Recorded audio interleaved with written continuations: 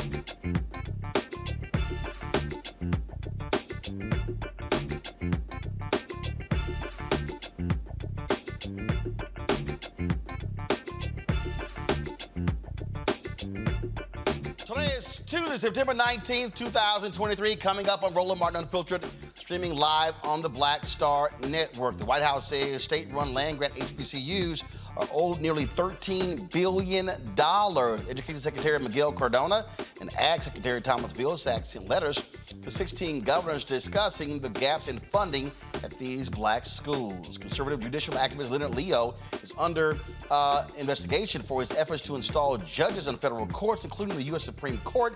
Congresswoman Summer Lee will be here to explain how he's gotten away with this. Birmingham cops released the Bodycam video of the high school band director getting tased and arrested. We'll show you what led to that confrontation. And a black father and his two kids get harassed by a Kansas City, Missouri museum employee while the family is just trying to enjoy the displays. We'll show you this video. Plus, Vice President Kamala Harris continues her Fight for Our Freedoms college tour. We'll show you what she said to the Pennsylvania's Reading Area Community College students. It is time. And also, of course, we'll also have for you folks my interview with Liberian President George Weah. Elections are set to take place next month, and so we'll show you that conversation. It is time to bring the funk on Roland Martin Unfiltered, the Black Star Network. Let's go. He's got it. Whatever the miss, he's on it. Whatever it is, he's got the scoop, the fact, the find. And when it breaks, he's right on time and it's rolling. Best believe he's knowing. Putting it down from sports to news to politics. With entertainment just for kicks, he's rolling. It's on go, roll, y'all. It's Roland Martin, Rolling with Roland now. He's funky.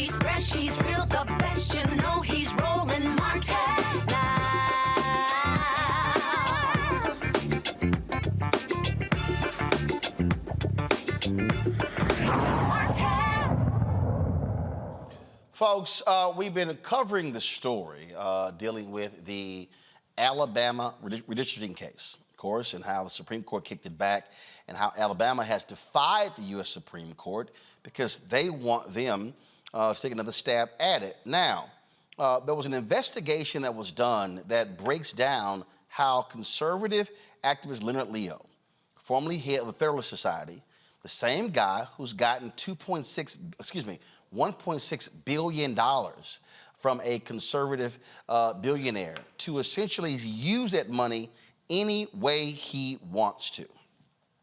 This now has resulted in, again, this dark money being used to fund many of these legal battles taking place all across the country.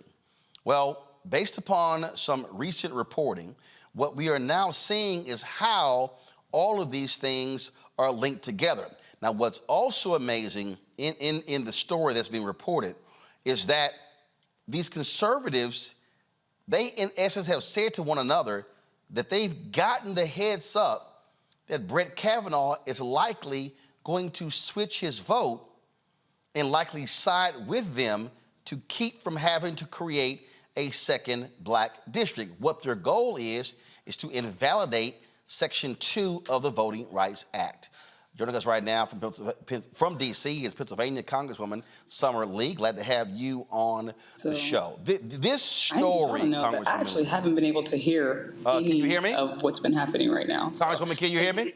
I can hear now, but this is actually the first thing that I've been able to hear.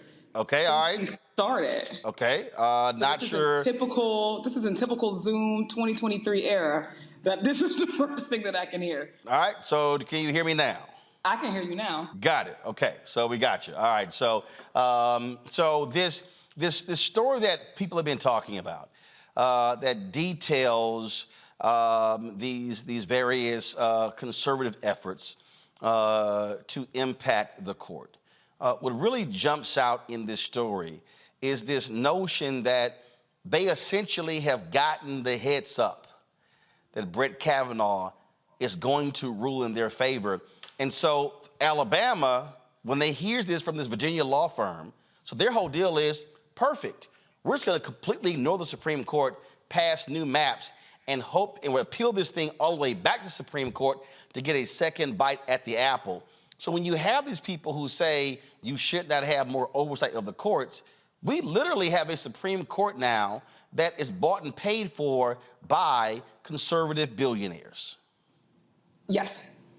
And it's that open. This is no longer, a covert mission. This is over at this point, right? We have a Supreme Court justice who is sending signals, smoke signals, carrier pigeons, however they get it. They're getting it directly from a Supreme Court justice who is also paid off or bought, by the Federalist Society, by Leonard Leo, and they're now making and taking actions with that in mind.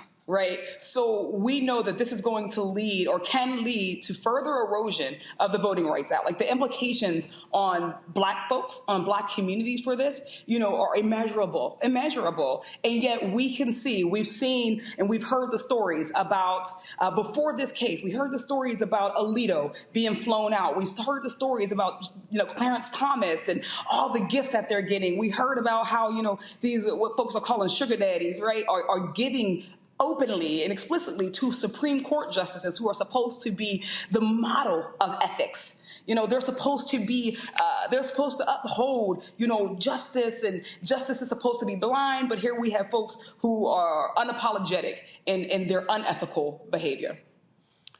And what still is baffling to me is to have these members of Congress who believe that the Supreme Court should just be self-governing, where they don't have to abide by ethics rules. You've got Justice Samuel Alito writing op-eds in the Wall Street Journal saying that, no, we're fine. You got Clarence Thomas, who now all of a sudden is reporting trips and then going, oh, well, I got advice from a friend and I have to do that. I mean, what's crazy to me, these are 9 unelected people, serve on the highest court in the land. Their decisions are final. And there's this brazen attitude of, we don't have to tell y'all a damn thing. Who we hang out with, we could take free trips, private planes, yachts, things along those lines. And oh, trust us, we're impartial. First of all, Brother Roland, I don't believe for half a second that there are members of Congress who actually believe that the Supreme Court should not have any oversight. What we're seeing right now is a decades-long effort from Republicans, from right-wing activists to have a court stacked in their favor. And because it's operating, doing exactly what they've been wanting, eroding protections for LGBTQ plus people, eroding protections for Black folks, making it harder for Black students to go to school, making it harder for folks to vote, democracy reform, because they're actually doing all of these things that they've wanted, that they've been asking for. Now, all of a sudden, they don't believe that the Supreme Court needs any oversight. They don't believe that there are any ethics violations when folks are literally being flown out and they're spending time on yachts with people who will know and influence the outcome of their cases. If this were a liberal court and they were doing things like accepting luxury gifts, we wouldn't hear the end of it. If this was a court that was ruling in favor of civil rights, of rights for Black folks, this would not be the reaction from the right court. So what we have to talk about is their hypocrisy. And we can never take our feet off the gas when we talk about their hypocrisy, because they'll tell you one thing and they'll say one thing out loud and then they'll do another thing. And even if we see them, they will keep saying it until people believe them. This is the story. It's from alreporter.com, and the headline says, "Dark Money, the backstory of Alabama's redistricting defiance," and by Bill Britt. And it is stunning, anybody who reads this story and they go through it and you see it, and you see what is clear, what is brazen, where these conservatives literally, how you have the paying of money to Jenny, to Clarence Thomas's wife, and how that's being circumvented, literally hundreds of thousands of dollars. And then how Leonard Leo is using all of these different organizations and shell groups to funnel money to various individuals. And then, like, here's a perfect example. It says here, go to my iPad. In addition, there now appears to be a significant connection between Alabama's post-Milligan map redrawing process, Leo's powerful national dark money network, and Kavanaugh. The tangled web of previously unreported ties centers around Marshall, Alabama Solicitor General Edmund LaCour, dubbed the architect behind Alabama's voting rights defiance, and the D.C. area law firm Consovoy McCarthy, the firm founded by William Consovoy, a now deceased former clerk to Justice Clarence Thomas, who represented Shelby County in Shelby County v. Holder. In Shelby County, the Supreme Court invalidated Section 4 of the Voting Rights Act and this vital pre-clearance provision, and it goes on and on. The thing that is crazy, do progressives understand what these folks are doing? I mean, do they fully understand that these folks have multiple billionaires who are funding this because they want to control the Supreme Court? Because what they've decided is, if we don't control the White House, don't control the House, don't control the Senate, we can still control the country if we control the Supreme Court. I'm going to speak for a progressive. I'm going to speak for me. And absolutely progressives understand this. Progressives understand this more than other people because we are also being attacked by the exact same entity to keep us out of office. When we think about the influence of dark money, we're talking about the Supreme Court.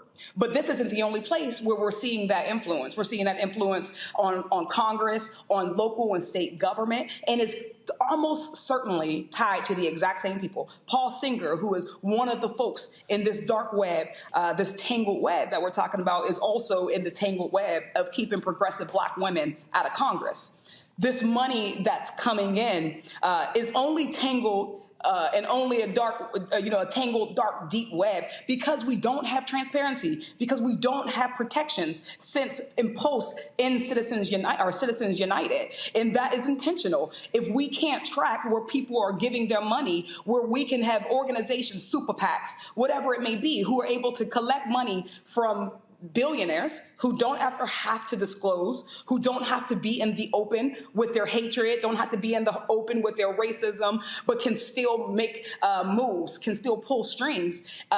We're seeing these connections all throughout our government and throughout our system. But people don't want to talk about, money and politics when we talk about democracy reform. But this all impacts Black people. If we can't get Black folks into the Senate, into the United States Senate, then how are we going to confirm judges who care and understand how important getting dark money out of the Supreme Court is going to be, right? So these things go hand in hand. Last question for you. When I try to talk about judges and how critically important they are, people sort of gloss over. There are a lot of African Americans who say, well, I want to see this. And I keep saying, you could ask for a whole bunch of stuff, but don't think for a second that even if you get it, if it gets passed by Congress, you're not going to have some white conservative group sue to stop it from happening. Yep. The money going to Black farmers. And we can go on and on and on. And what we're seeing, we're now seeing Ed Blum. They've dropped their lawsuit today suing West Point because the Supreme Court did a carve out in their affirmative action decision saying that it's in the national interest to continue affirmative action at the military academies. They're now trying to sue West Point. They're not even happy with that Supreme Court decision. They want it all. And I keep saying to Black folks, do not play around with the 2024 election, because what these people want to do is going to have a direct impact on our children's children. And if we sit at home, and then I had some dude shouted at me in the car when I was in Atlanta on Sunday. Man, you keep talking about the Democrats. I'm going, let me be real clear, player. I said, if the right wins the White House and wins the Senate, Clarence Thomas, Samuel Alito, they gonna retire. They want to lock down. And matter of fact, you may have one of those liberal justices retire. They would love a 7-2 hard right Supreme Court and go appoint some other 45-year-old who's gonna be there the next 40 to 50 years. And that's been their play the entire time. For decades and decades and decades, the Republican Party has been meticulously implementing their judicial strategy. Went over and appoint people, extreme conservatives, to federal bench, younger and younger, because we know that these folks serve longer. That Trump was able to get as many appointees is unprecedented and truly unfortunate. But we know that Black folks are going to be the first and hardest impacted, and have already been, will be again in 2024 if we get caught slipping. Affirmative action was the first big hit that we've taken, but it wasn't a surprise. It was no more a surprise than Roe v. Wade. These are things that they've explicitly said they're coming for when they get the seats. They said they're coming for it if we win, and we keep turning a blind eye. But on the same token, we also need the Democratic Party to create urgency around that. Yep. Make the stakes known in Black communities. And you can do that by supporting Black candidates who speak their languages. We can't just say that we want Black folks to come out and show out without showing them that we are going to support people who understand them, who walk their walk and talk their talk. We can do both at the same time so that we can make it easier for Black people to feel invested, to feel like they have a vested interest. But there's more to come. There's absolutely more to come with the Supreme Court. There's more to come if Trump is in office. So we have to make sure that we're covering all of our bases in educating and empowering the electorate and in expanding the electorate. We found women who are galvanized now because of the fall of Roe. Well, we need to go and get those same Black folks who should be galvanized because Roe impacts us. The same Black folks who are galvanized because affirmative action falling impacts us. Black folks because Citizens United impacts us. Because erosion of queer rights impacts us. We have to make those stakes clear to us. Well, it is definitely going to be a busy year. And yeah, they are executing that strategy. And I keep telling people, there's a way to stop them. Beat them at the ballot box. That's how you beat them, because if they don't win the White House and they don't control the Senate, they cannot appoint their judges. That's how you beat them. Congresswoman Summer Lee, we appreciate it. Thanks a lot. Thank you so much. Folks, going to a break. We'll be back. We'll talk with my panel about this. Also talk about HBCU funding. The Biden administration is saying $13 billion. States, pay up. We'll discuss that next right here on Roland Martin Unfiltered on the Black Star Network.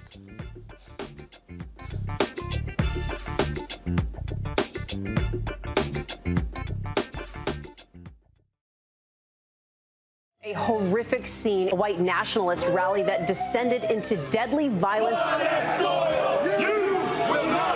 White people are losing their damn minds. As an angry pro-Trump mob storms the U.S. Capitol, we're about to see the rise of what I call white minority resistance. We have seen white folks in this country who simply cannot tolerate black folks voting. I think what we're seeing is the inevitable result of violent denial. This is part of American history. Every time that people of color have made progress, whether real or symbolic, there has been what Carol Anderson at Emory University calls white rage as a backlash. This is the rise of the Proud Boys and the Boogaloo Boys. America, there's going to be more of this. Here's all the Proud Boys, guys. This country is getting increasingly racist in its behaviors and its attitudes because of the fear of white people. The fear that they're taking our jobs, they're taking our resources, they're taking our women. This is white fear.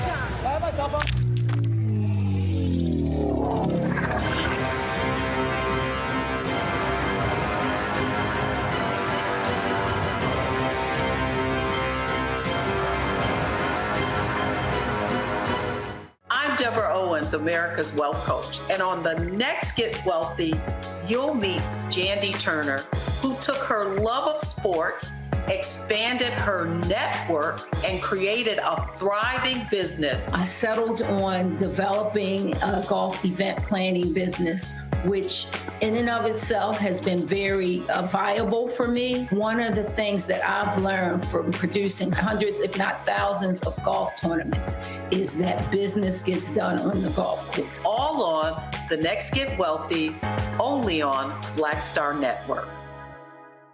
Hi, I'm Jo Marie Payton, voice of Sugar Mama on Disney's Louder and Prouder Disney Plus, and I'm with Roland Martin on Unfiltered.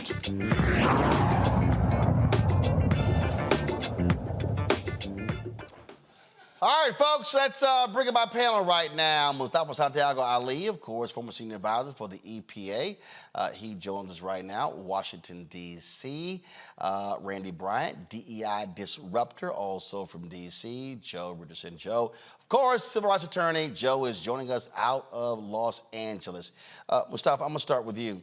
All these people who are watching and listening, I'm like, y'all, this is real. This is not practice. This is not a drill. What the right wing is trying to do, they literally have the Supreme Court in their pocket. They control Clarence Thomas. They control Sam Alito. They control Brett Kavanaugh. They control them, these billionaires. Clarence Thomas has changed his position on one case to help one of these billionaires. The only way to stop these people is to not let the Republicans win.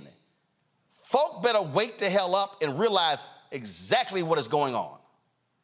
Yeah, you know, almost from the beginning of the show, we have been talking about, one, the importance of judges and that there is a strategy for Republicans to actually gain power, and how they were going to do it through these infrastructure sorts of actions of owning the courts, both on the federal level, the state, county, and the local level. And folks should understand that when we say that, this is not theory. We're not just throwing stuff out there. We know these types of things are happening. There is a cabal. Most people don't even know what that word means, but just think about a clique, a secret political clique that's in place. When you hear the conversations around dark money in the 2022 election, we could track about $350 million that was moved through that election through dark money. And that's why when we were working on campaign finance reform before, knowing how critical it was to get this money out of politics, because we saw the games that were being played. We kept trying to get people to pay attention, trying to get everyday folks to understand that you have power, but you got to get engaged in the process. You got to vote so that we can make sure the right folks are in there and we can finally, sort of extract all this negative sets of actions that are going on. And when you don't do it, you find yourself in this situation now where we're up against the wall. $1.6 billion, Joe. A conservative billionaire literally transferred $1.6 billion to a nonprofit that Leonard Leo can spend any way he wants. That is some serious money. They love complaining about George Soros and yelling and screaming. They hate George Soros because he uses his money for progressive causes, but there are multiple conservative billionaires. We ain't even talking about the whole Koch network.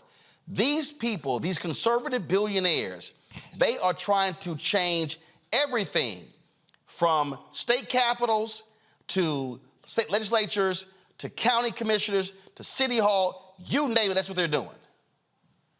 Right, exactly. And every, even though the courts is thing one for them, and which is why they're not so worried about influencing public opinion per se.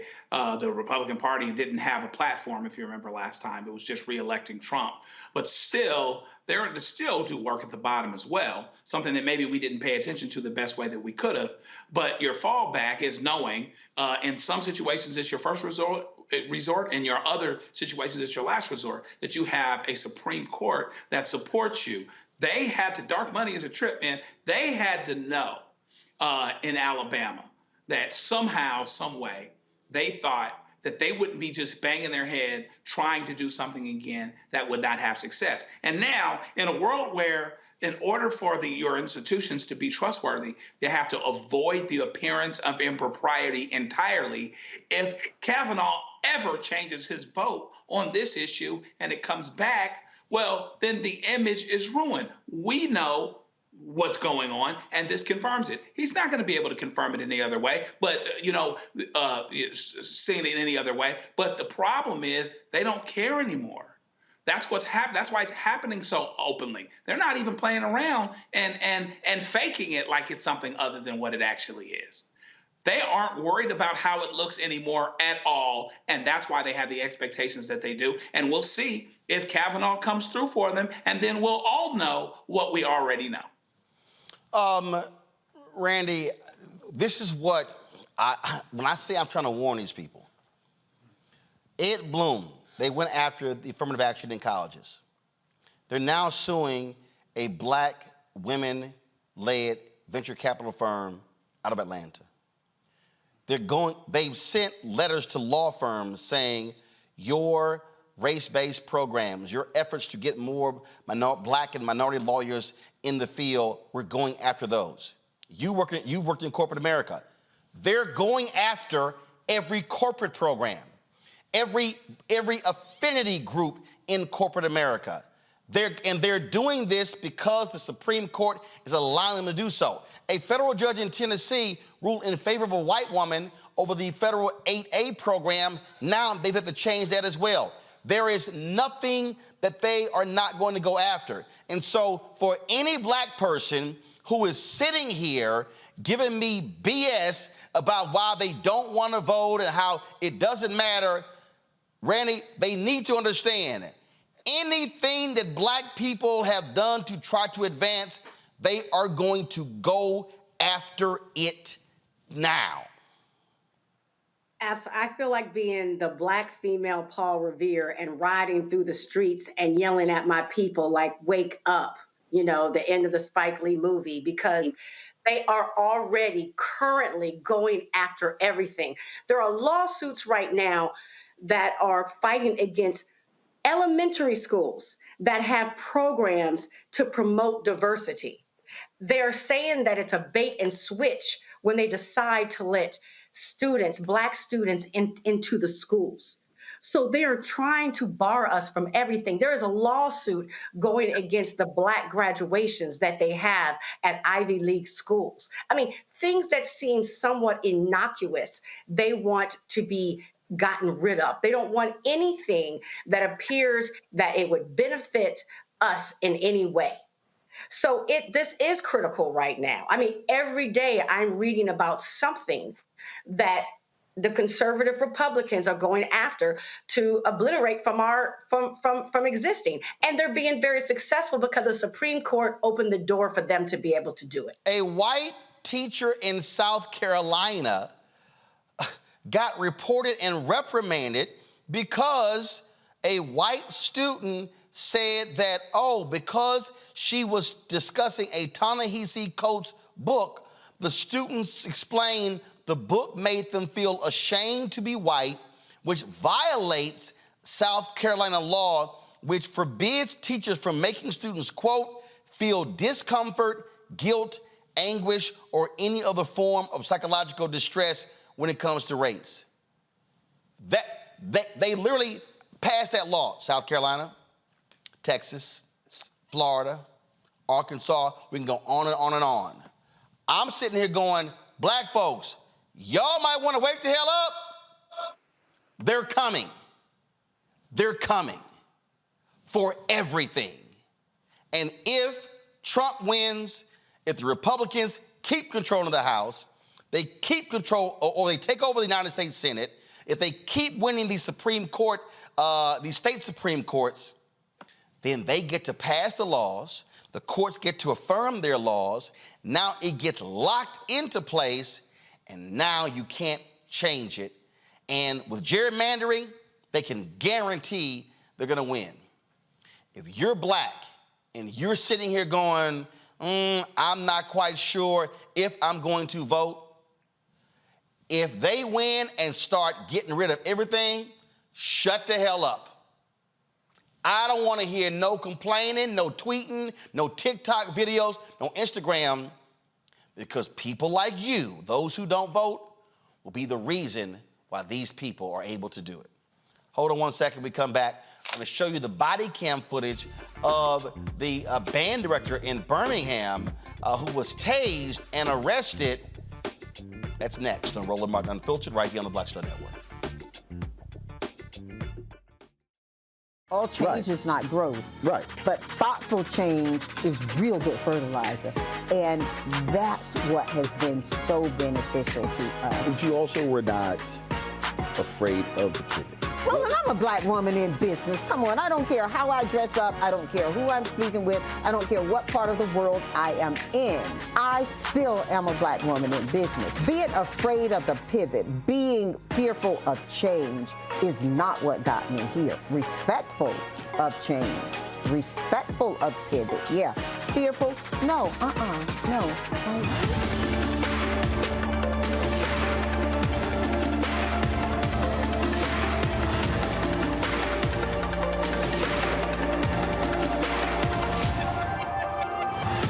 When you talk about blackness and what happens in black culture, we're about covering these things that matter to us, speaking to our issues and concerns. This is a genuine people-powered movement. There's a lot of stuff that we're not getting. You get it, and you spread the word. We wish to plead our own cause.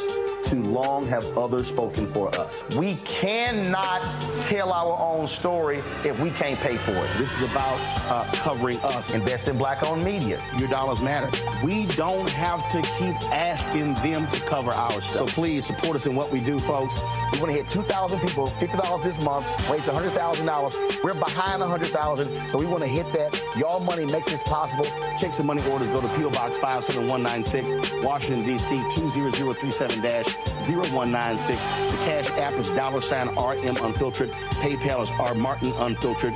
Venmo is RM Unfiltered. Zelle is Roland at RolandSMartin.com. What's up, everybody? It's your girl, Latasha from the A. And you're watching Roland Martin Unfiltered.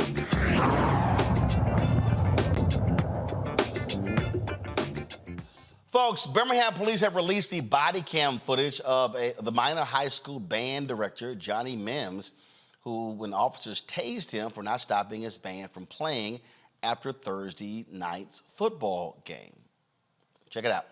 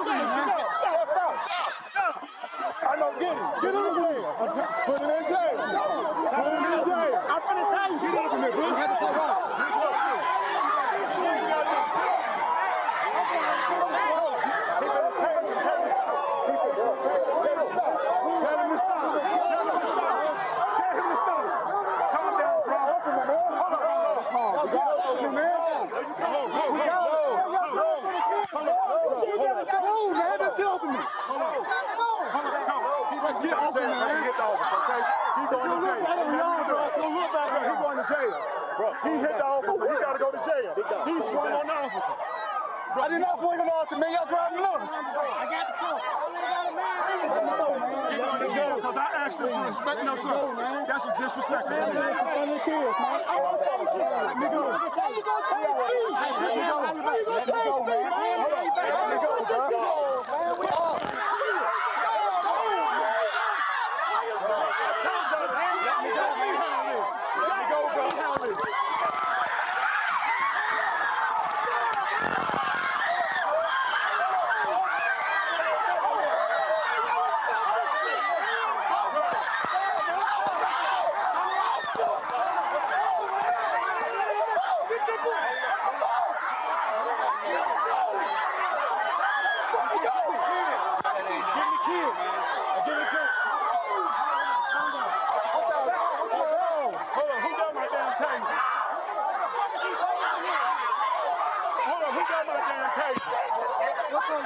It's a horse taser. Hold up, someone got my taser. Ain't nobody leaving until I get my taser. Nope, grab a kid. Hold up, I swear. Ain't nobody leaving. To the bus. Come on, y'all. Respectfully, I y'all to stop. Here you go, right here. Yeah, thank you. Thank you. Thank you, man. I ain't believing this.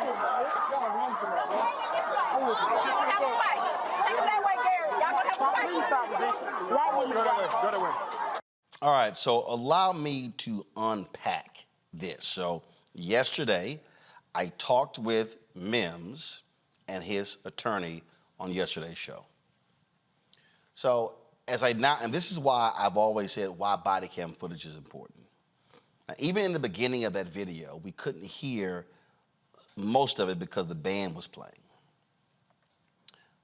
So let me say it maybe real clear. After watching the body cam video, you hear the officers say they're trying to clear the stadium. You can see in the background the other band had left. Now, I talked to some people today in Birmingham. The game took place in a Birmingham city stadium, but it was a game between a Birmingham school district school and a Birmingham county. It was a county school. So Mims apparently was with the county school. This is my problem with what Mims did. Mims' actions exacerbated the problem. On the video, you hear Mims say, "Man, get out my face." Let's be perfectly clear. If you tell a cop, "Man, get out my face," they're likely not going to respond well. That was one. You saw the officers explaining to the assistant, whoever the guy was, the first guy, then it went to the band director. They're literally telling the band director, "We have to clear the stadium." He continues to ignore them. He says, "Get out of my face." You watch the video. They say you are going to get arrested. Mims goes, "Okay." So the cops say, "You gonna get arrested." He goes, "Okay," does it a couple times. He then takes the band higher. They get louder. Now, I do not change my position from what I said yesterday, that the cops should have de-escalated. The brother who was talking to him on the main body camera, the sister who was next to him, who was saying, "We're going to call the superintendent," this is what they should have said. "Okay, since you're fine getting arrested, we're going to let you finish. And when you get done directing the band, we're going to put you under arrest. What they should have done was when the lights got turned off, okay? First of all, they should have kept the lights on. What they should have said is, and then when he went down, what they should have done was, they should have said, sir, we told you that if you continue to play, we're going to arrest you. We're now going to arrest you. Please put your hands behind your back. There was no need to pull out tasers or guns or even grab him. See, again, what you do is you talk calmly. You got enough cops. Sir, you defied police orders. We told you you were going to get arrested, and you said, okay, we're now about to arrest you. So they do that, they don't escalate the situation. Now, in the video, you hear the officer say, you swung at one of us. He said, well, no, I didn't. Well, the body cam footage, because there are multiple cameras going to say that. This is an example for me, Joe, where two wrongs do not make a right. I totally understand our discussion yesterday, but Principal Mims was wrong to tell the cops multiple times, I think in the video it said 7, man, get out my face. Joe, he was wrong. Yeah, and here's the thing. I remember speaking to some kids a few years back out of college, and we were talking about how they can survive a police contact. And they took it to mean that they were, we were telling them to be soft and to relent or whatever else. And what I said to them is I said, I'd rather have a discussion with you after you survive the contact than to have a discussion with your parents because you didn't survive the contact. And so, one of the things you have to do, and he has to remember even, Brother Mims here, is that he's got kids watching him, right? And so he's setting an example for better or for worse in that, maybe it doesn't cost him his life. Maybe he survives and he does survive that way. But is it a situation where he is beyond reproach entirely, or where there's enough gray area where basically this is just going to be a bunch of people shouting at the rain in each direction and nothing's going to happen moving forward? Now, he's got a problem. The problem that the police have is that, because fairly or unfairly, in the eyes of many Black folks, the police and people, from an authority standpoint in that regard are working from a deficit anyway, right? And so if they're working for a deficit and if they really think that's unfair, what that means, life is unfair. I tell people all the time, when somebody says something that's unfair, well, is it real? What's really going on is that people will put police in a box and depending on who you are, deservedly so. And so what happens is you have to go above and beyond. The police were never in danger.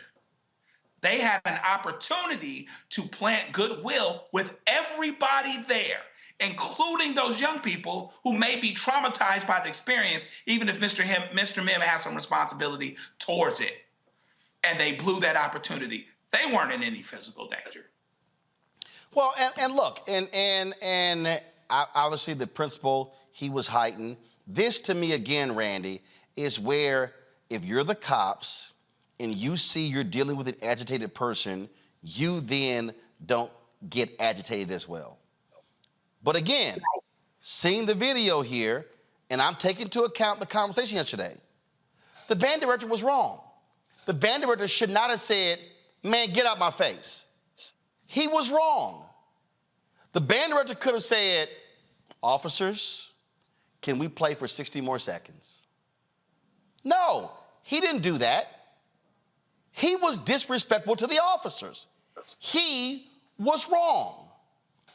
But it doesn't mean they also should have tased him.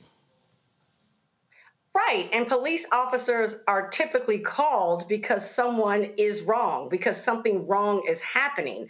And so police officers need to have the skills to be able to deal with those situations in a way that serves everyone the best, and not in a way where their egos become so involved that they forget. I feel like everyone forgot the children that were there, because those kids will never forget what they just witnessed. And it was an opportunity for them to build, the police officers to build some goodwill within the community. I could not help but to think, although the band director was wrong and could have handled it better, my mind goes to, why is he acting this way? Why is this so important to him? Right? And so I just wonder, and as a person who has been at schools where I was in like one of only Black children, and then the absolute reverse, I wonder, because I believe there's so much focus on killing Black joy, right? And that if there's a school up the street that's predominantly white and those bands are able to play a little bit later, but here you have this brother trying to, the kids were clearly enjoying what was happening. It was a good activity that keeps them out of trouble. And it always, like, our joy has to be shut down and policed. But here's the deal, though. Again, Mustafa, first of all, and again, I get it. First of all, I can't tell you what neighborhood the stadium is in. I can't tell you what the conditions are outside. But here's the deal, and I've been to a lot of high school games. And it's very simple. If it's time to go, it's time to go. I get the fifth quarter. I totally get it. I fundamentally believe, and I've asked the question, I've not gotten the answer yet. Does the Birmingham Independent School District have a policy that states once the game is over, we allow the bands to play for a certain amount of time? That's the first question. What is the actual policy once the game is over? Now, I can tell you, when Beyonce's concert was over, they were like, time to leave the stadium. I've been to NFL games, NBA games. All right, folks, game is over.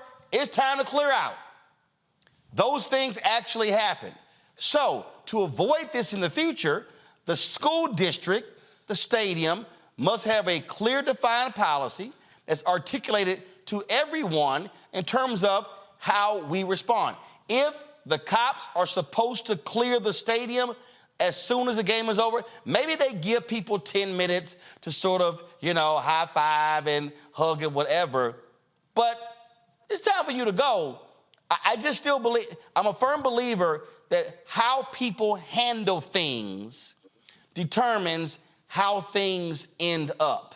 This is not me saying the band director had to sit here and kiss the cop's ass, but I'm just telling you right now, if the cops are telling you to do something and your response is, man, get out my face, 7 times, it's about to be a problem. Well, we saw that it was a problem. So, yeah, there's still unanswered questions, and folks need to know what those are. So, as you stated, there's clarity for folks in the future about what the set of expectations are. But, there are also these other dynamics, and we touched on those. One, when you utilize tasers, you have no idea about what someone's health situations are. They can very easily end a life. The other part of it is, as Randy said and Joe said, these kids are going to be traumatized. They're going to have to carry that now for the rest of their life, and it's going to be much more difficult for them to see law enforcement in a positive way. But the most important part is that you got to use your brain, especially in the society that we currently live in. And when you don't do that, you're going to find yourself in situations that in many instances are not going to be ones that are positive or going to come out in a positive way in relationship to our communities. It never has. Hopefully it will in the future, but in this particular moment, that's not the case. So all the adults who are in that situation should have used their brains and shown a little grace to each other.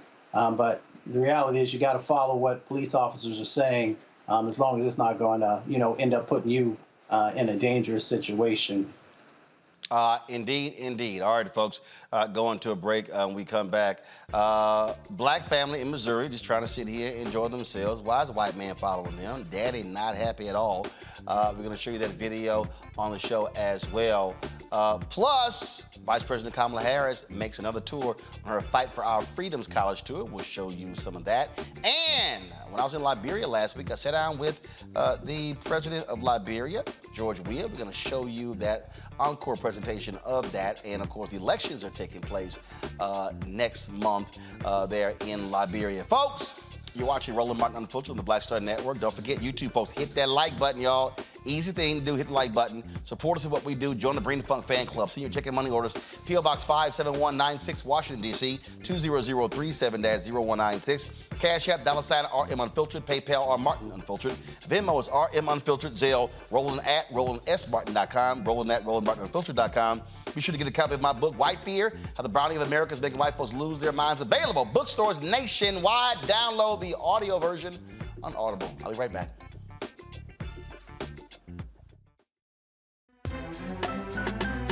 I'm Faraji Muhammad, live from LA. And this is The Culture. The Culture is a two-way conversation. You and me. We talk about the stories, politics, the good, the bad, and the downright ugly. So join our community every day at 3 p.m. Eastern and let your voice be heard. Hey, we're all in this together. So let's talk about it and see what kind of trouble we can get into. It's The Culture. Weekdays at 3, only on the Black Star Network. Next on The Frequency with me, Dee Barnes. Producer, writer, and activist Drew Dixon joins us for an honest conversation about Black women and trauma. Right here on The Frequency on the Black Star Network. On a next, A Balanced Life with me, Dr. Jackie, we're going to be talking about common sense. We think that people have it, know how to use it, but it is something that people often have to learn. The truth is, most of us are not born with it, and we need to teach common sense, embrace it, and give it to those who need it most, our kids. So I always tell teachers to listen out to what conversations the students are having about what they're getting from social media, and then let's get ahead of it and have the appropriate conversations with them. On a next, A Balanced Life with me, Dr. Jackie, here at Black Star Network.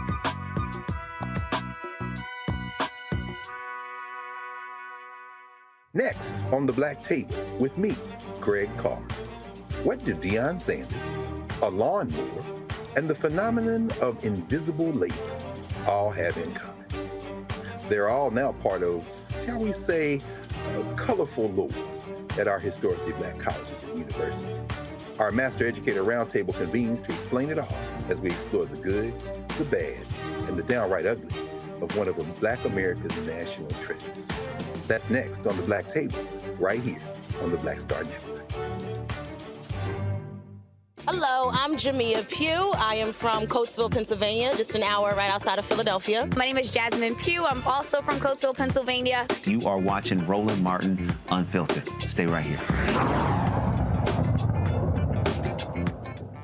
Black man in a museum in Kansas City, Missouri, just walking around with his two children, trying to enjoy the Nelson Atkins Museum of Art, exposed them to different things and said the young kids were exposed to being followed by a white man. Watch this. I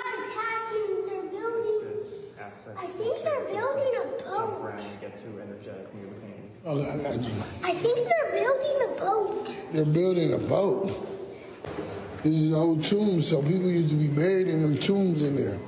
See, like people be inside of there, they be buried. This is their tombs. This is their grave site. So there.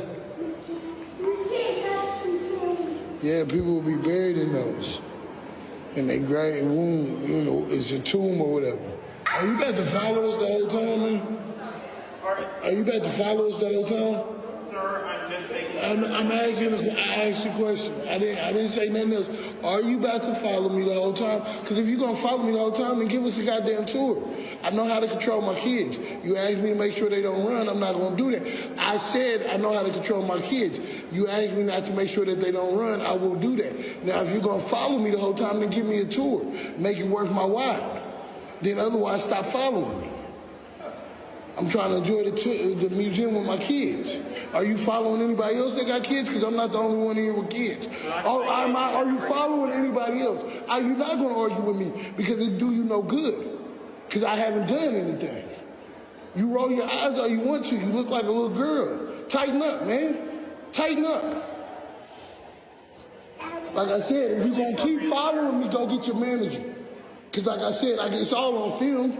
It came when you first approached me to when you still been following me. And now that I had questioned you, it's still on film. It's going to look like you being racist to a black man with his 2 children at the museum. I'm not trying because you're not over there following them. You're not following them. You're not following them. They have a child too. They have a small child too. So, no, there ain't no excuse. Either you're being because I'm a man or you're doing it because I'm a black man. It's in both ways, you're being different. I didn't do it that way. Okay, so are you about to give me a tour? Are you about to give me a tour? I can talk to you about some of the No. if you'd like, sir. If you're going to follow me around, then you better give me a tour. Otherwise, stop following me. Sir, Plain and simple. I'm hired here to keep track. Okay, but if you follow me one more time, I'm going to get your manager. So stop following me. Let's go. Randy told his ass, tighten up. And I love that he called his little butt out. And I love that my favorite line was when he said, if you're going to follow me, can you at least give us a tour? Make him uncomfortable instead of being uncomfortable. You have this father trying to educate his children and being harassed. It's absolutely unacceptable. When I was doing DEI work, I have trained 2 museums about this because museums at one point were seen as this hoity-toity only for certain types of people. And now that museums are trying to bring in all people, and because they are for all people, they have had to train the staff on how to ensure that you're not acting in this way and being discriminatory. I got a kick out of that one, Mustafa. My man was like, hey, you gonna give us a tour? He said exactly the right thing. He's like, if you're going to take up my time, you're going to be in my space, then make yourself, utilized in a positive way. The reality of the situation is that there are still some who do not see the value in our participation, whether it's in a museum or a number of other locations. They don't feel that those are places for us. And we have to continue to push back. We have to continue, like this brother did, to call it out. But we also got to take it a step further, because I appreciate what he said, I'm going to talk to your manager, or I'm going to talk to the curator of the museum, because they need to know about this type of behavior so that they, as an institution, are also held accountable. There's one thing I cannot stand, Joe, is that following me around crap. Oh, yeah, that's not a good look at all. He came out on him and let him know what was what. I got a snicker out of the tighten up thing, for a second there too. But then he got right back where he's supposed to be in the matter at hand. Like, look, listen, hey, it is Missouri, so you can show me. Take me on a tour. You know what I mean? Take me on a tour if you're going to do that. And it looks like, I guess I didn't see it all, but it looks like his kids were pretty okay as well while he was talking to him or whatever else. They seemed like, they were okay. But, the kids are innocent, all right? And this is something they are exploring. They're asking questions. They're finding out things. They're seeing things that they haven't seen before. And the idea that this person would interrupt that in the name of safety, which he obviously connects with familiarity. And to Brother Mustafa's point, it's still this thing that this is yours but not ours, okay? This is ours but not ours. This is mine but not ours. It's really a shame, but I think he called it pretty well. I wonder if he sees him again, if he'd do it the same way. He's probably going to think twice about it. All right, y'all, hold tight 1 second. VP Kamala Harris continues her Fight for Our Freedoms tour. We'll show you what took place today in Pennsylvania. Also, the president of Liberia. We talk about the future of that country. We'll show you that as well. You're watching Roland Martin Unfiltered right here on the Black Star Network.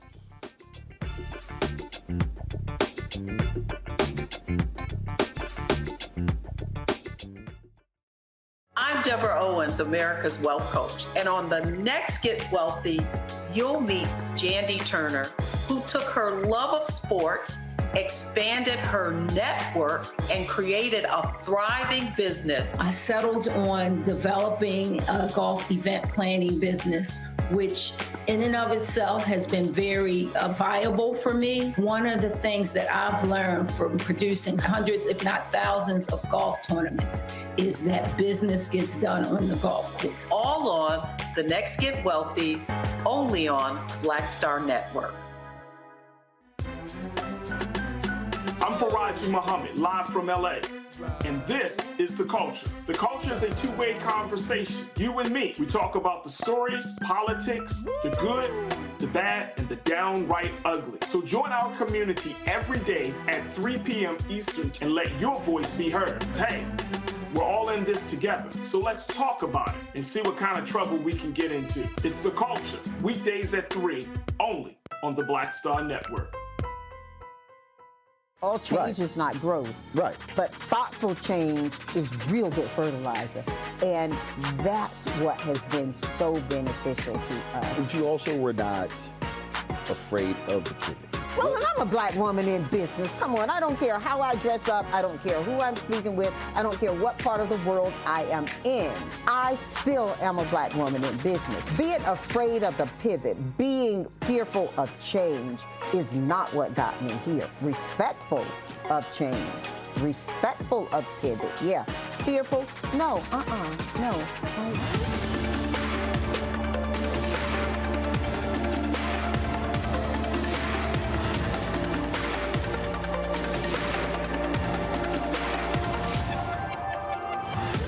My name is Lena Charles, and I'm from Opelousas, Louisiana.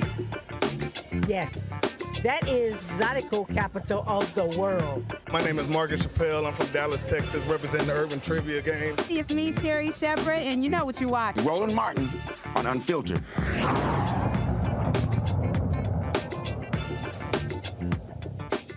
Today is National Voter Registration Day in Pennsylvania. The governor, Josh Shapiro, issued new regulations that eligible voters will be automatically registered to vote upon receiving a driver's license or an ID card. Pennsylvania, it is National Voter Registration Day, and today I am proud to announce that for the first time ever, Pennsylvania is an automatic voter registration state. That's right, from now on, when you get or renew your driver's license or an ID card at the DMV, you'll be registered to vote unless you choose not to. I made a commitment when I was campaigning for this office that we would bring automatic voter registration in Pennsylvania and break down the barriers for legal, eligible voters. This is a key step to make our elections more secure, adding important levels of verification to the voter registration process. And by expanding voter registration at our DMVs, we'll save taxpayers time and money, reduce the number of costly paper registrations, and streamline voter registration for Pennsylvanians. Look, this is common sense. You already provide proof of identity, residency, age, and citizenship at the DMV. All the information you need to register to vote. We're making our state government work better for the good people of Pennsylvania. No matter who you choose to vote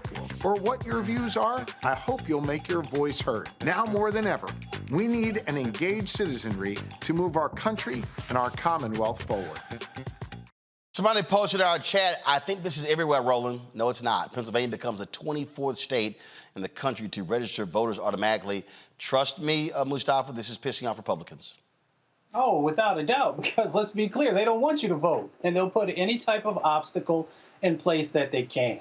I mean, the reality is that everyone should automatically be registered to vote, and if you don't want to vote, you can opt out. Just like we opt into certain things, you know, if you have your name that's already on that list, you could opt out. And why is that important? Because, you know, the United States has one of the lowest voter turnouts of industrialized nations across our planet. So if we want to talk about democracy, then we should be focused on one of the key elements, which is the ability to be able to vote. And we should do everything that we can to eliminate the hurdles. Absolutely. And the thing here, again, Randy, when we look at automatic voter registration, we talk about ballot drop boxes, whatever. Republicans are doing everything to make it harder because they know shrink the electorate, better chance at win. They've even said you expand the electorate, give them more choices, they will lose. Right. And that's why I know they are mad about this happening, which makes me even thrilled.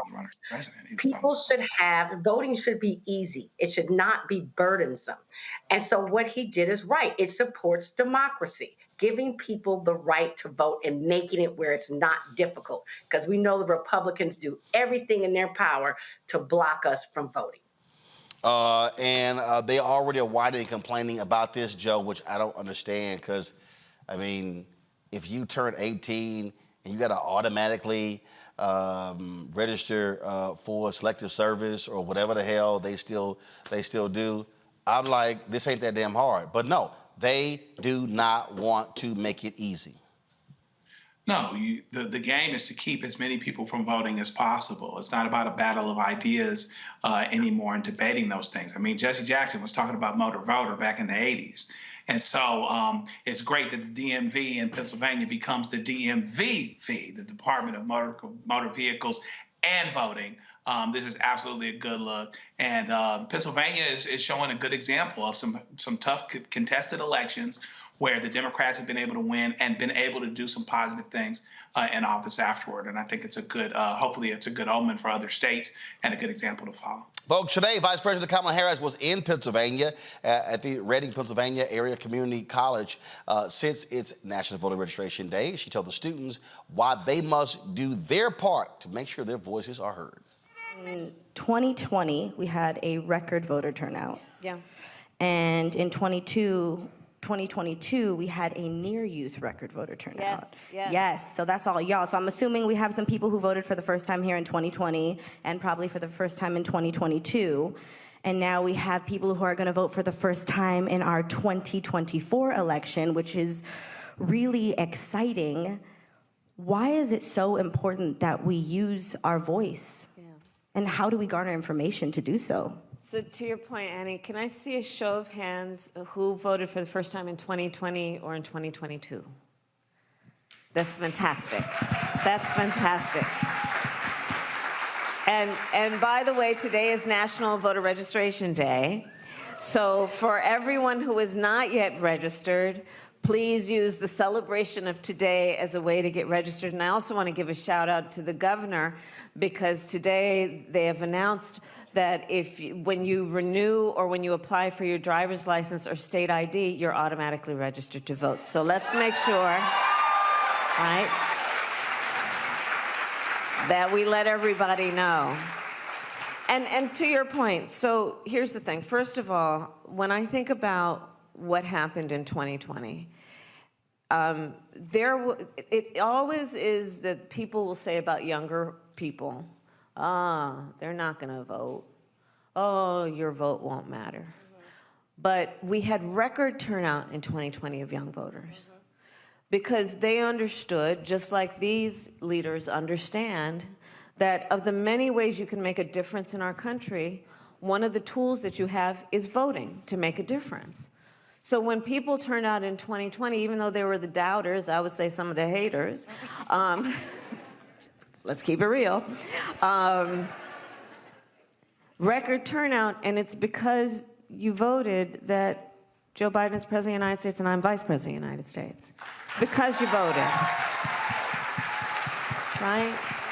Yeah. Because young people, and in particular young voters, said we are going to direct and decide what is the direction of our country, we had a whole initiative that's about forgiveness of student loans. Now, the court just recently went against us on that, but we're not going to stop fighting for that. Because young people said we're not leaving it to other people to decide how we're dealing with the climate crisis. You know, I've heard young leaders talk with me about a term they've coined called climate anxiety, right? Which is fear of the future and the unknown, of whether it makes sense for you to even think about having children, whether it makes sense for you to think about aspiring to buy a home, because what will this climate be? But because people voted, we have been able to put in place over $1 trillion in investment in our country around things like climate resilience and adaptation, around focusing on issues like environmental justice, and understanding that despite what these extremist so-called leaders are trying to do when they're trying to get rid of DEI, diversity, equity, and inclusion, we know that we're going to stay committed to issues like equity, because here's the thing. Yeah, we want everyone to have an equal amount, but not everyone starts out on the same base. And so if you give everyone an equal amount, but you don't start out on the same base, you're still going to end up with people being treated differently. Yep. Equity says, let's take that into account. Yep. And young voters and young leaders are then in a position, and have been, to fight against these extremists who try to say things like DEI are bad, because they don't want to have a conversation about equity and inclusion and have a conversation that's about saying, well, as a leader, can you pay attention to who's not in the room and then figure out a way to invite them in? Thank you. And leave the door open? Yeah.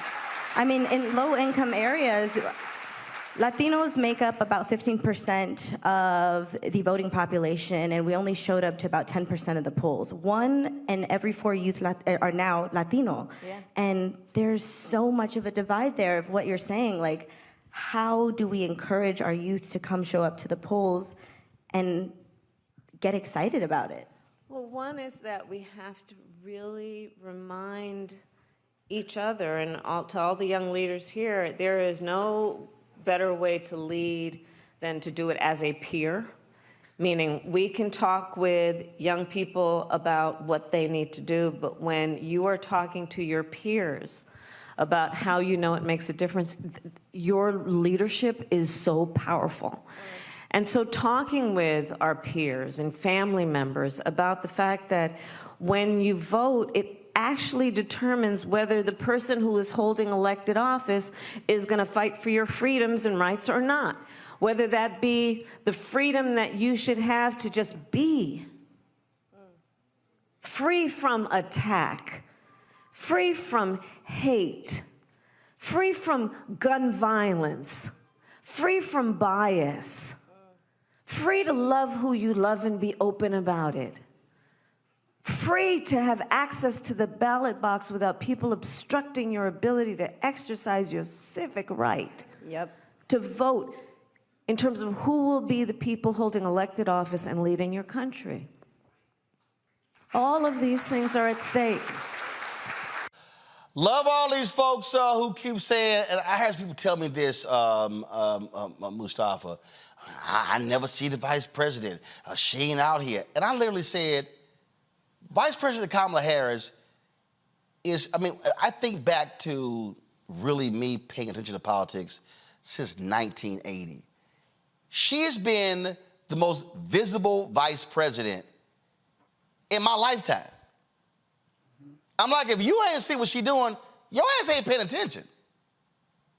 Well, my grandmother says you see what you want to see. So let's just be clear that there are some who don't want to see how active she has been, how committed she has been, and that she would make an excellent president if the opportunity arises. I've never understood how our community, and we'll talk about our community, can love everybody else who's in their life, and I've never met someone who's been in my life who's never made a mistake, but yet when it comes to the vice president, because there was one thing that everybody kept talking about, then they wanted to devalue her and say that she was not representing our people. Every time that I've talked to her, every time I work with her, the first thing she was always concerned with was how will this impact our communities? How will this uplift our communities? So we need to really understand the value added that she brings to the political scene, but also to everyday people's lives, and start to rally around our own, because other people rally around theirs when given the opportunity. It's time for us to do the exact same thing. And that doesn't mean that we agree with everything, but that means that we work with the individuals. If they have gaps, then we work with them to address those gaps. If they've fallen short, we work with them to help them to understand how to make sure that they're making the strides that we are expecting. But we should stop throwing our own underneath of the bus when they're doing everything they can to uplift our own communities. I just think, Randy, it's some folk who are scared to death, and I think it's two things also. this country is absolutely misogynistic, including for women. And I think a lot of the attacks on Vice President Kamala Harris, I think it's because she's a woman and because she's black. 100%. And when people say they don't see her working, I hope people are aware that mainstream media has never been kind to black folks and to women. So even when she's out there working, that's why it's so important, Roland, with your show, because let's not act like the mainstream media is going to give her her props or show what she's doing day to day the same way they would a white man. That's first, right? And so absolutely, because she's a woman, they don't want to give her any credit for what she's doing. And we need to be aware of that and surround our sister who is out there day after day. If you're paying attention, if you're watching your show, Roland, you will see how hard she's working specifically for us. I will say too, though, that people also need to understand the way government works. I get so tired of hearing people saying, well, what did Barack do? Or what did Kamala do? I think they think that people could just go inside the White House and say, you know what? This is what I'm doing. As if they're not checks and balances, as if laws don't have to be passed. I just don't think that people quite get the way government works. Joe. Kamala Harris got Joe Biden over the finish line. Joe Biden had never run a good campaign and wasn't running a good campaign the third time. Brother Clyburn and a bunch of us who didn't believe in the Bernie Sanders phenomenon made our decision starting in South Carolina that this was going to flip and that's what needed to happen. She had a lot to do with getting the voters out, getting black voters out, et cetera. And I am very comfortable personally with her as a heartbeat away from the presidency. And so she doesn't get the props that she ought to. We've got to all get better. When I say we, I mean even black people, and particularly black men, about not being misogynistic. There is something to answer for. Hillary Clinton wasn't perfect, but she was a whole lot better than Donald Trump was. And, I've talked to some brothers in different spots who will just reveal themselves and being misogynistic themselves. And so our vice president might get a bit of that. But what does she do? She just continues doing the work. I think she's going to be as important as she was previously. This tour she's doing right now is dealing with voting, is dealing with a lot of issues. It was great that she was in Pennsylvania at the time the governor did what he did. And so she'll continue to be important. But we have to make a decision to have the urgency that we need to do, that we need to have in order to come out and vote in what she's talking about. And unless and until the mainstream media covers her and wants to talk about what the president and the vice president are actually doing and not what Donald Trump is thinking about doing or musing about, we're going to still have to cover her the best way we can, like so. Yep. Joe, Randy, Mustafa, certainly appreciate it. Thanks so very much for joining us on today's panel. Thanks a bunch. Folks, got to go to a break. We come back. I sit down. George Weah, president of Liberia, of that country. The election is taking place next month. You get to see our conversation next right here on Roland Martin Unfiltered on the Black Star Network.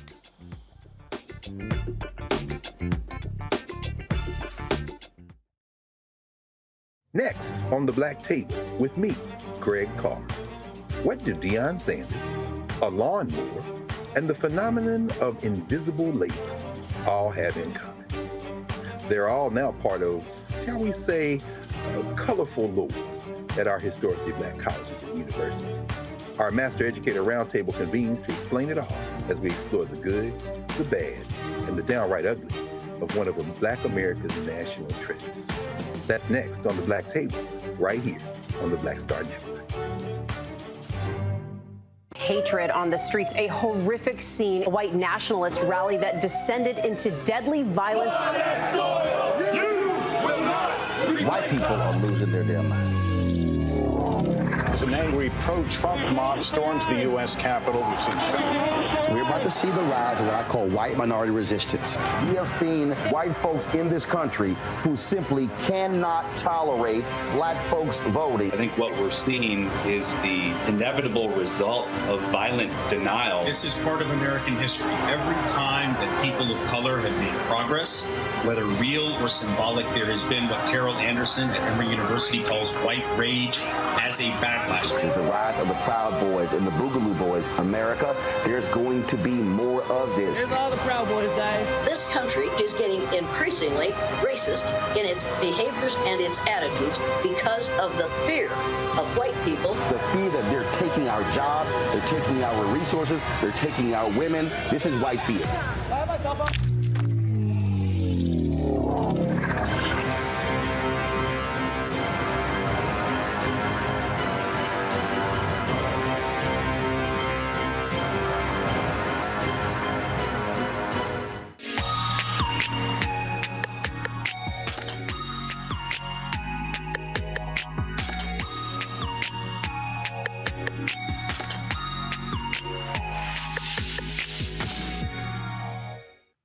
In 2022, my Black Star Network team traveled to Liberia to celebrate the 200th anniversary of the founding of that country by formerly enslaved people of African descent from the United States. It was an amazing time. It was an opportunity for us to learn about the country, to see what has been going on in Liberia since the founding, but also since they had the devastating civil war that lasted 15 years. We sat down with a number of people, talked about the future of Liberia, including President George Weah. It was an eye-opening experience for all of us. President Weah, glad to sit down with you here in Liberia for your bicentennial. Martin, good to see you. Welcome. Let's start off with this bicentennial. The focus is not on Liberian independence. It's on the first enslaved people from America, freed enslaved folks, formerly enslaved, who came to this country. What do you want to achieve with this year-long initiative? What I think is the entire history of our country, how the indigenous and those settlers came. And then what we try to do is to let our people know that we are one people, and to keep the peace of our country, to understand that this is our land, not a particular people.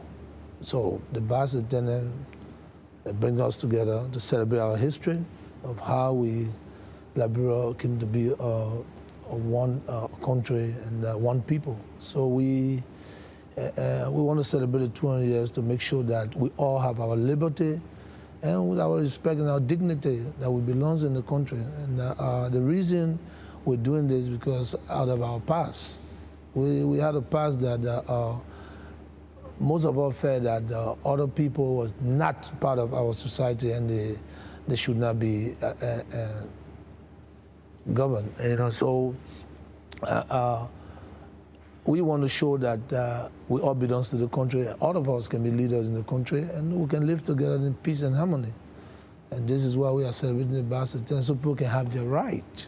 Imagine you got a son that born abroad, and then he will be deemed as a foreigner. He can obtain a dual citizenship. That is wrong. A born Liberian, a Liberian is always a Liberian, no matter what you do. So we need to make sure that our people know that no matter where you are born with Liberian parents, you are Liberian. So we wanted to showcase and then celebrate our diversity. I think it's important for us. And this is why we are promoting the bicentennial so people can come home and develop their country and have a place in their own home, and not to be to believe that they are marginalized, they are not accepted. So it's just a reunification, of our existence, and this is what we try to do. You talked about that unity. Let's say there's someone who has Liberian parents, but they were born in the United States, but they moved back here. Will you extend them the right to vote? Will you look at doing what Ghana and Sierra Leone is doing, is offering citizenship for African Americans and others? So what are some of the things that you're considering doing? What if you had a Liberian parent, you are born in either America or France? I mean, you're a citizen of the country. That's the first thing we have to recognize. We cannot alienate you because you were born in another country, automatically he should be a citizen. So I'm promoting that a born Liberian should always a Liberian. So just like if I had parents and they were in the military and they were in Germany, even if I was born in Germany, I'm still an American citizen. Yeah, but you are a Liberian because you're born with a Liberian parents. Right. That's the point we're trying to raise. That's the point. Imagine my son, Timothy. He was not born in Liberia, but that's my son. Right. You understand? You were born in America, and he bear an American passport. How can a Timothy wear? You know, he plays for American national team. How can a Timothy wear is not a Liberian? I don't think it's fair to our children. You know, our country, most people left here because of the Civil War, and they obtain citizenship everywhere. You know, for greener pasture. You know, but at the end of the day, they have to obtain a visa to come here or get their second passport. And some people are hiding their passports. You understand? You shouldn't be hiding. You should bear a Liberian passport and the country that you're from. I think it's the right thing to do. That's, we talk about rights, human rights. That's their right, the right of their forebears. Your thoughts about extending citizenship to others in terms of wanting them to make Liberia home? Again, similar to what Sierra Leone and Ghana has been doing. Yeah, we're trying to do so. And this is why we proposed the dual citizenship the other day. And I will hope that our people accept that because it's important. It also builds our economy. Because when people feed at home and people believe that they have a place, they invest, you know. And if you look at the world today, and the United States and France, Europe, as you can see, a lot of people have immunity and they invest because they believe that it's their home. So they have huge investment and stay right there and invest. Let's just talk about what do you want to see in terms of a relationship specifically with African Americans? I mean, the reality is this is the only African nation where African Americans found the country. And I can tell you there are many African Americans who don't even know the story, don't even know the history. You have folks who came from Virginia, Mississippi, and North Carolina, and Ohio. And so with the celebration, are you looking at doing bicentennial celebrations in the United States to also galvanize the 1 million Liberians there and to teach others about this history? Well, I think what we did here, I mean, it can be a standard everywhere in our community, you know, to make sure that people are joined together, you know, for a common goal. And this is what, and we are doing it. Liberians are a way to understand that other people came here, you know, for us to move on. And I think it is important for us to maintain the peace, you know. The world today, it is a global world. We all have to work together. We all have to be one people. You have to understand my culture so I can understand your culture. Mm-hmm. Remember Martins, I'm a Liberian, but I live in Europe. I live in America. I was accepted by different race of people, you know, the different color of people. So I'm the leader today, you know, and the world can be a better place when we all join hands and we all unite. It doesn't matter your color, your creed, your religion, or what have you. We have to live together. You mentioned investment. What was the last major investment into the country? I was told it's been several years. So what do you see as the struggle? What do you see as the block? What is it that you need to see happen here in order to make that a reality, to be able to provide economic opportunities, be able to provide jobs, building of skill set, building of education, allowing you to execute your plan when it comes to infrastructure? It's to attract investment in every facet. You know, you see our country, and Liberia needs to be developed. Liberia needs to have a road connectivities. We need to have electricity, water, and we need to have more facilities that will attract people. But is there anything that's hindering that? Say that? Is there anything that's hindering that, that's preventing that from happening? What is happening just bit by bit, and I believe that with rule of law, you know, and respect for human dignity, and fairness, I think people will be attracted, they will come, and this is what we're doing. But we took charge already by making sure that we're building our roads and our infrastructure to make sure that it attract people, and that's the way we can build our economy. And if people are not attracted to our country, definitely the business will be scarce and opportunity will not be given to our people.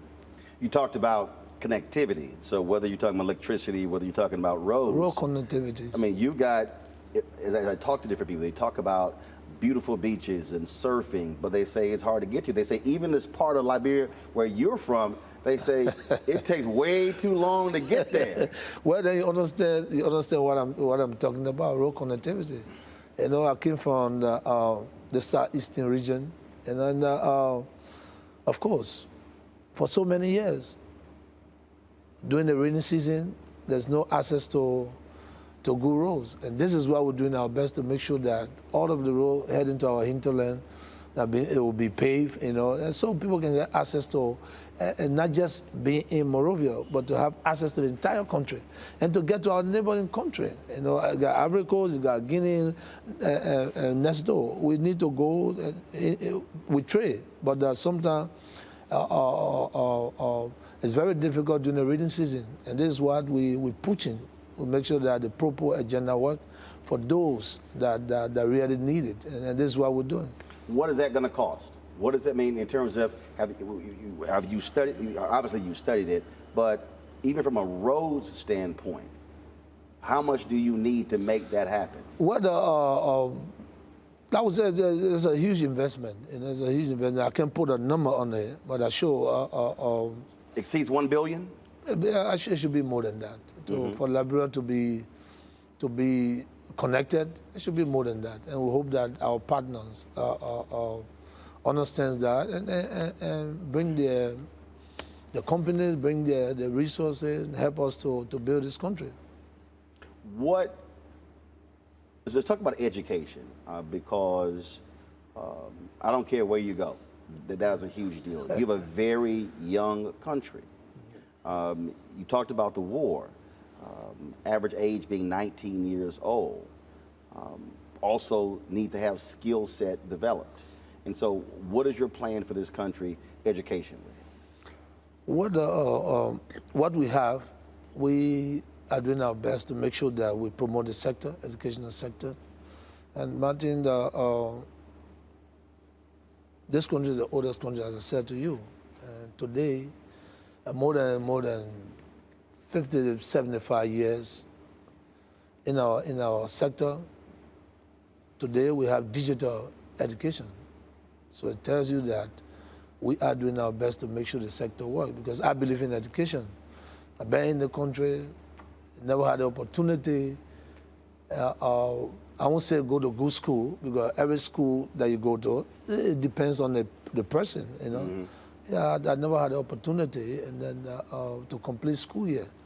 But I went away, pursue my career, my dream, to be one of the best athletes in the world. And after that, I went to school. So I know the importance of education. And this is why we're doing our best. Today, if you walk around, you see that all public universities are free today for children to have access to school. And because I believe in education, and this is why we're doing our best to make sure we promote this sector. Because every young person, every citizen has the right to education. But when it's not free, it's difficult, right. You know, and this is why we give free education. And we're going to encourage every government that will come after us to make sure that Liberians go to school free. Encourage them. Whether it's a technical school or whatever, it should be free. Mm-hmm. Are you concerned about brain drain? Are you concerned about your young folks getting restless and saying, you know what, I don't see a future in Liberia, I need to leave. I'm going to go to Sierra Leone, I'm going to go to Ghana, I'm going to try to get to America. How much of a concern is that? And so what are you going to do to ensure that you're talented, you're smartest, you're most ambitious stay here to rebuild this country? Well, I think what I believe is not even leaving, because you can have an opportunity and go away, prepare yourself and come back. That's not the point of the promoting the education sector. The point of what I tried to raise, they got some people here that would never leave. They're going to be here. And they might never have opportunity to go away. Those people are the people we have to make sure that we save. Those kids that people believe that they don't have any future, that's the future we have to touch. And this is why we have to make sure we got technical school, we got free school, so they can be encouraged to go to school. And that's that's what I'm trying to say here, and the point I'm trying to raise. I had an opportunity to go away. I never had a chance to pay my own school fees, but I had the opportunity to go away to play professional soccer. After that, I went to school, and I came back. So, but how many of us will go and come back? You still have children that are looking for opportunity to go to school, and that's what we have to fix. Build their future for tomorrow, because when you are educated, you have the possibility of being employed. You know, it doesn't matter. All forms of education, you can be employed because you have the strength, you have the knowledge. Whether it's a technical school, it's a normal schools, and what have you. So we need to build our sector to make sure we promote the sector, promote education, and encourage young people to go to school. How do you also change the perception that some have? And I hear it a lot when people talk about trying to do business in Africa. First thing people bring up, corruption. They say, you know, I'm not paying bribes, I'm not dealing with folks who they're taking too long, it's slow down, I don't know if I'm gonna be able to get my money back. You got that one thing. Then you have the people who have the perception that, frankly, you know what, I don't really see skilled labor to be able to go to these countries. And so the reality is you have to battle that perception that people have in other parts of the world, including America. Well, I mean, sometimes perception becomes reality. It becomes reality when people don't understand. But again, why will you have a perceived mind if you come to a process that is fair? You shouldn't have any perceived mind of corruption, because first of all, you come to a laboratory to do business. There are institutions, there are processes in place. Follow the process.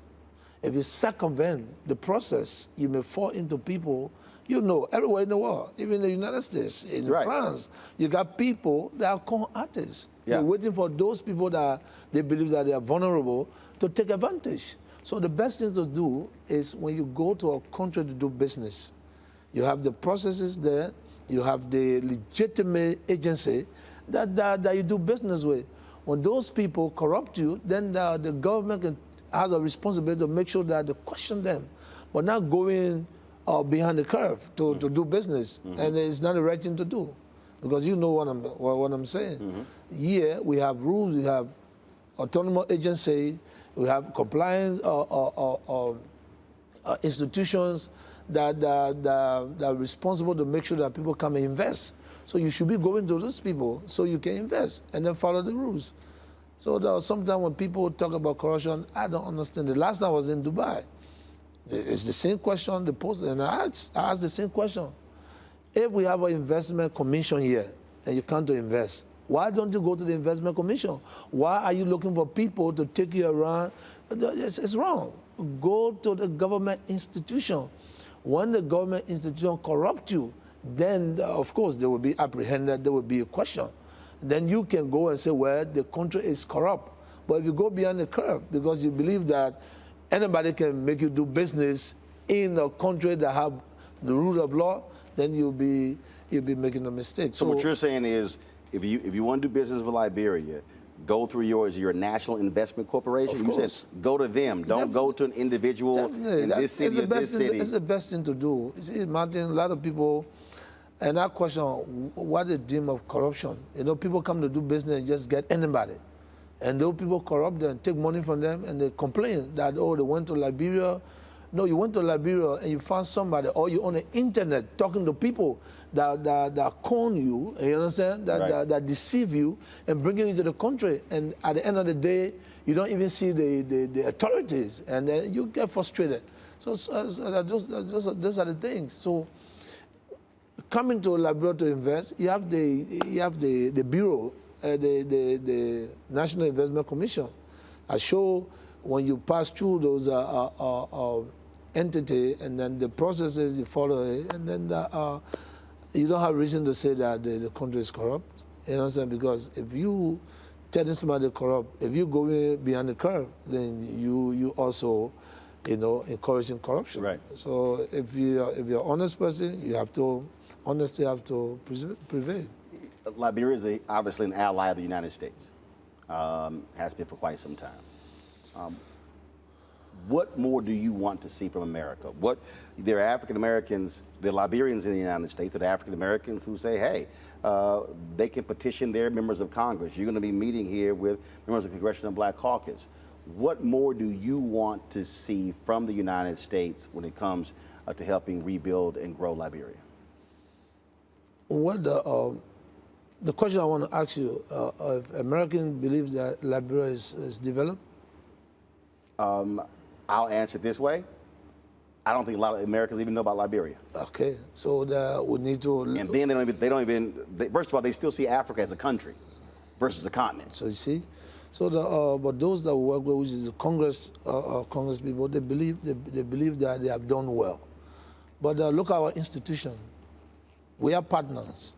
Are they satisfied with what they see, or they believe that Liberia needs to advance more than what it is? Security, the rule of law, and what have you. We are prepared, we are willing to work with them.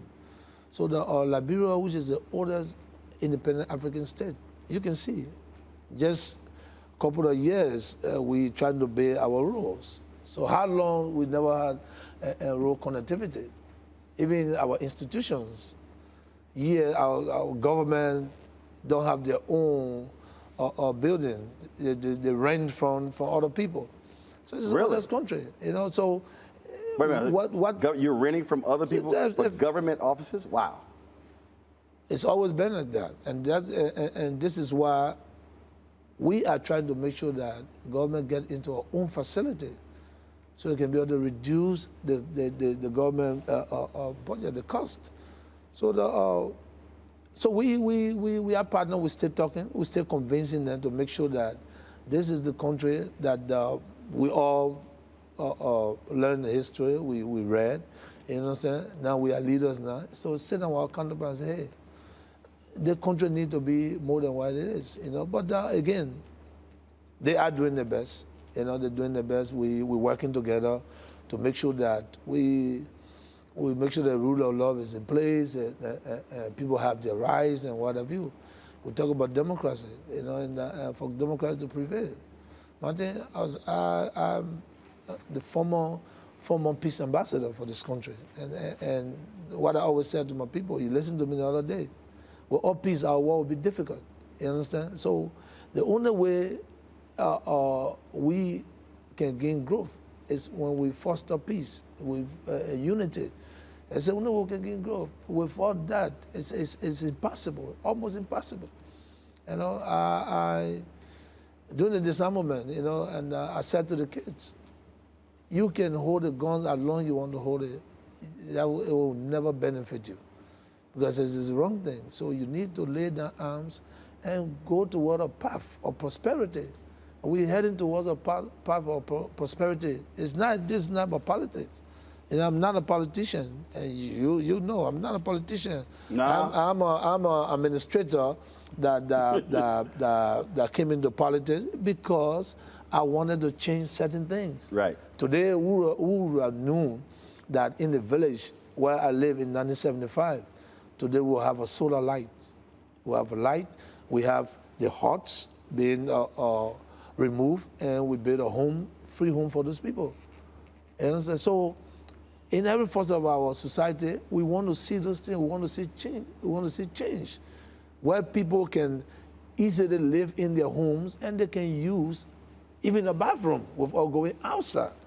So these are the things we're doing. That's the proper agenda, is to awaken everybody, so we can be a light to face our institution, to build the life of our people, to encourage them, to even invest in our education center in the rural area, because everybody has the responsibility to the growth of this country. We need to fight very hard. You know, it's not just corruption and this.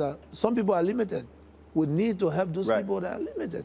So, 50 years from now, 100 years from now, there's someone who is reading, the Liberian student, and they're reading, and they come across your name. What do you want them to say, not about what you did on the field? What do you want them to say 50 years from now about your presidency? What, as I always said, you know, when I live here, when my children, are in the society with those people that I lead, when they point the finger at them, they must say, wow, this boy, father, was a nice, a kind, and a good president. So they can live with them when I'm not here anymore.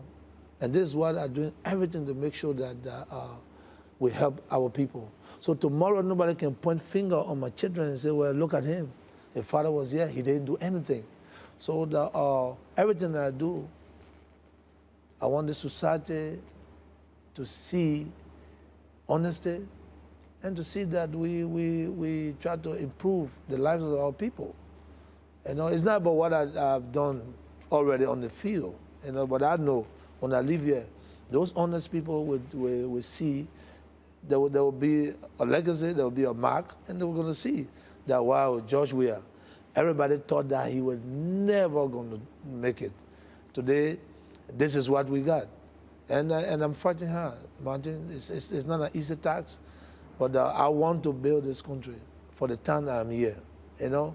And it's all honesty. You know, this is my country. I live in the country. I ran the street of this country. Everywhere, in the ghetto, you just name it. You understand? I went outside to promote the image of this country. During the war, I was from one refugee camp to another refugee camp. And this is why when I talk about peace, I know how they live in refugee camps. And I'm back here, and I'm the president. And that's why I ask every Liberian, it doesn't matter what you think, keep the peace of this country. There's no need to be boisterous. There's no need to be rude, you know, be humble. Politicians or opposition, what have you, speak the language that will give you the opportunity to be leader in the future. So I want every Liberian, when I'm not here no more, it's not just for the praise, to see my mark. The legacy is being kept and left. And this is how I want to live. So tomorrow, it's not just going there to promote Africa in sports, you understand? But in my country. But today, you can see that every African know that when it was difficult, it was not just playing this, kicking the soccer ball around. It was the message that we gave, that we all can work together. There's no need to be racist. You know, we can work together. And this is a world of diversity. I have to know you, you have to know me. The things that you don't like, I have to make sure that I don't do the things you don't like. We can work together. And I was successful in doing that. And I want to do this in my country. Peace in Liberia is the best way. No peace is the wrong thing to do. So again, I'm honored to be here with you, you know, to answer your question. But I think you should be coming often. You know, encourage people to come. This is a beautiful country. It is. Warm people, kind, hearted, and good people. You know, in every society you will see some. That's everywhere. Yeah, everywhere. But they call it. And the good thing about it, like I said, I live in New York, Staten Island, live in Queens, I live in Miami, Fort Lauderdale. You know, the world is like that. You got some good people, you got some bad people. But the most important, there should be more good people than the bad people. And we are heading to world growth. We want to develop our country.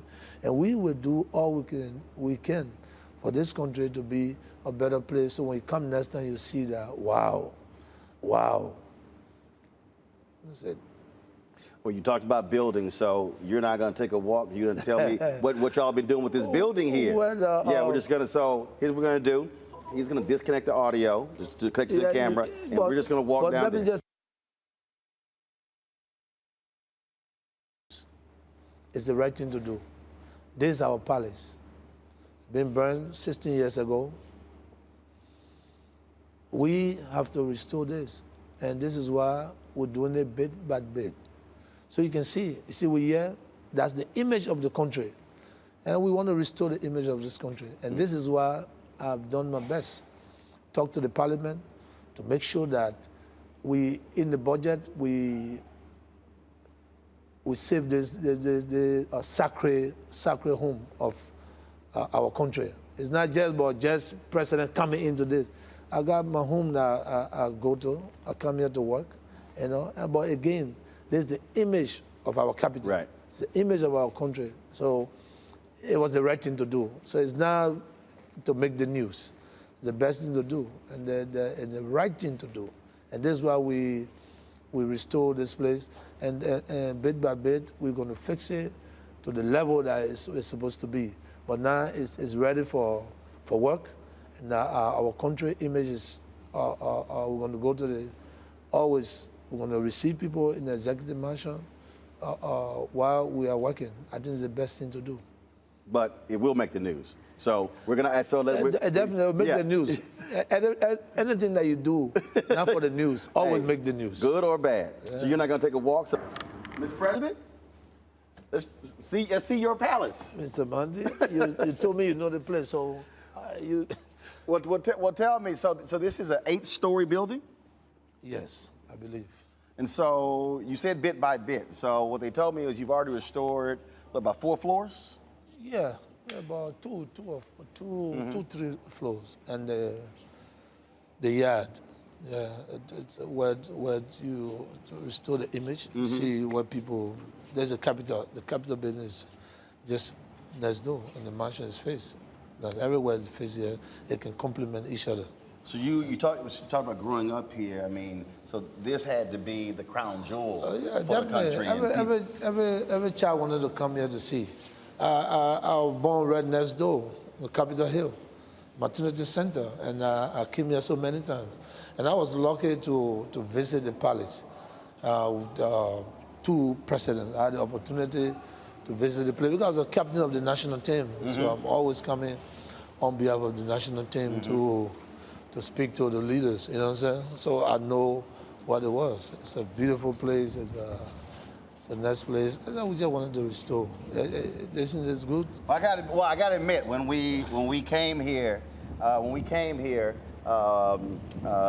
see the place, I'll tell you, when I stepped out here, it'll be a little hard for me to work with this view here, sitting out, because I probably would come out here and just look at the ocean the whole time.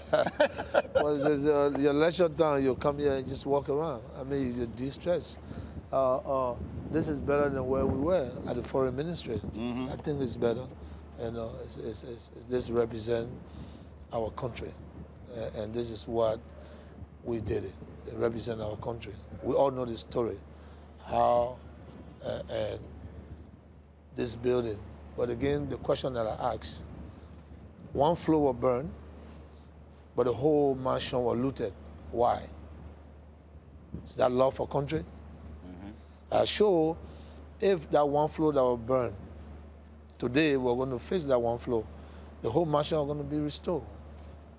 You see, so I just trying to tell you there are some people that don't care. We care, because 1 floor got burned, but the entire mansion was looted. Nobody asked questions. You understand?